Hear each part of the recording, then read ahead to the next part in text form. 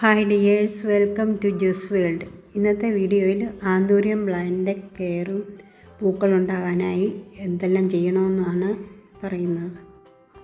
Anthurium ചെടികളിൽ പൂക്കൾ ഉണ്ടായിക്കഴിഞ്ഞാൽ പിന്നീട് ഒരു ഇല ഉണ്ടാവും. അത് കഴിഞ്ഞ് പിന്നെയും പൂവുണ്ടാവും. അങ്ങനെ മാറി മാറി പൂവും ഇലയും ഉണ്ടായിക്കൊണ്ടേയിരിക്കും. ഒരു സ്പൈക്കിൽ ഒരു ചെടിയിൽ നിന്ന് തന്നെയാണ് ഇങ്ങനെ പൂക്കളുണ്ടാകുന്നത്.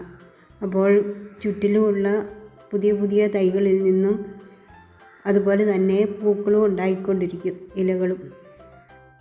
ഇങ്ങനെ പൂക്കൾ ഉണ്ടാകണമെങ്കിൽ നല്ല ഹെൽത്തിയായ പ്ലാന്റ് ആയിരിക്കണം. നല്ല വേരും ഒക്കെ ഉണ്ടായാലേ അതുപോലെ പൂക്കളും ഇലകളും ഒക്കെ ധാരാളമായി വളരുകയുള്ളൂ. അതിന് നല്ല പോട്ടിംഗ് മീഡിയയാണ് വേണ്ടത്.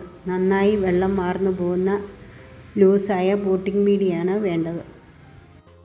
പഴയ ആന്തൂറിയം ചെടികളിൽ, അതായത് നല്ല വലിപ്പത്തിലുള്ള ഇലകളും പൂക്കളും ഒക്കെ ഉണ്ടാകുന്ന, അത് ഏത് പോട്ടിംഗ് മിക്സ് ആണെങ്കിലും ഒരു കുഴപ്പമില്ലാതെ വളർന്നുകൊള്ളും. വേരുകളൊക്കെ എവിടെയെങ്കിലും ഒന്ന് പിടിച്ചു കിട്ടിയാൽ മതി. ഇത് ഞാൻ വെറും ചകിരി മൊത്തത്തിൽ വെച്ച് കൊടുത്തിരിക്കുന്നതാണ്. അത് മലന്നു പോകാതിരിക്കാൻ വേണ്ടി മാത്രം. എങ്കിലും എന്ത് ഭംഗിയായിട്ടാണ് അതുണ്ടായി നിൽക്കുന്നതെന്ന് നോക്കൂ. ഇലകളൊക്കെ നല്ല വലിപ്പത്തിൽ. ഈ ചെടികൾക്കൊന്നും അങ്ങനെ കേടുപാടുകളൊന്നും അങ്ങനെ സംഭവിക്കാറില്ല. അത് വളർന്നുകൊണ്ടേയിരിക്കും നന്നായി. എന്നാൽ മിനിയേച്ചർ ആന്തൂറിയങ്ങളിൽ വളരണമെങ്കിൽ കുറച്ചധികം ശ്രദ്ധിക്കേണ്ടതുണ്ട്.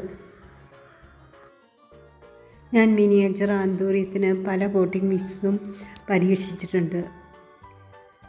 കൊക്കോപിറ്റും പെർലൈറ്റും ഒക്കെ ഇട്ടിട്ടുണ്ട്. പിന്നെ മണ്ണും ചാണകപ്പൊടിയും എല്ലുപൊടിയും എല്ലാം ഇട്ടും, കൂടാതെ കൊക്കോ ചിപ്സും ഇഷ്ടിക കഷ്ണങ്ങളും കരിയും ഇട്ടും നോക്കിയിട്ടുണ്ട്. ഇങ്ങനെയെല്ലാം നട്ടിട്ടും വേരുകൾ ചീഞ്ഞു പോകുന്നു, അല്ല ചെടി മുരടിച്ച് നിൽക്കുന്നതൊക്കെ ആയിട്ടാണ് എനിക്ക് അനുഭവമുള്ളത്.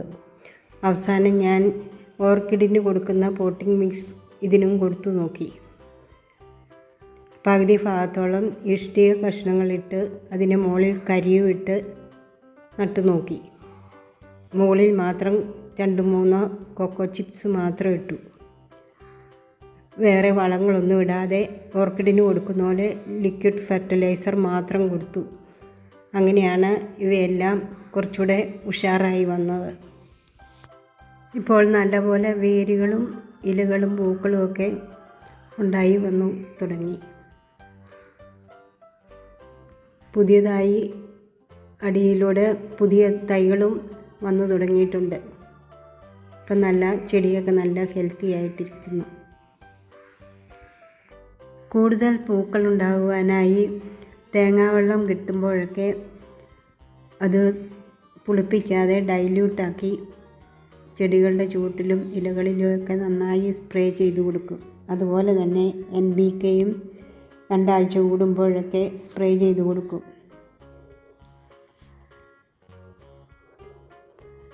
പഴയ ഇലകളൊക്കെ വെട്ടി മാറ്റിക്കളയും. അപ്പോൾ പുതിയ ഇലകളൊക്കെ ഉണ്ടാകാനുള്ള ടെൻഡൻസി ചെടിക്കുണ്ടാവും. പുതിയ പൂക്കൾ അപ്പോൾ തന്നെ ഉണ്ടാവുകയും ചെയ്യും. ഈ പ്ലാന്റ് ഒരിക്കലും നേരിട്ട് സൂര്യപ്രകാശം അടിക്കുന്നിടത്ത് വയ്ക്കരുത്. രാവിലെ 8 മണി വരെയൊക്കെയുള്ള ഇളം വെയിൽ കുഴപ്പമില്ല.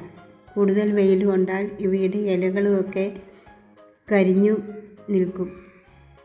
ചെടിയും പെട്ടെന്ന് കരിഞ്ഞ് ഉണങ്ങിപ്പോവും.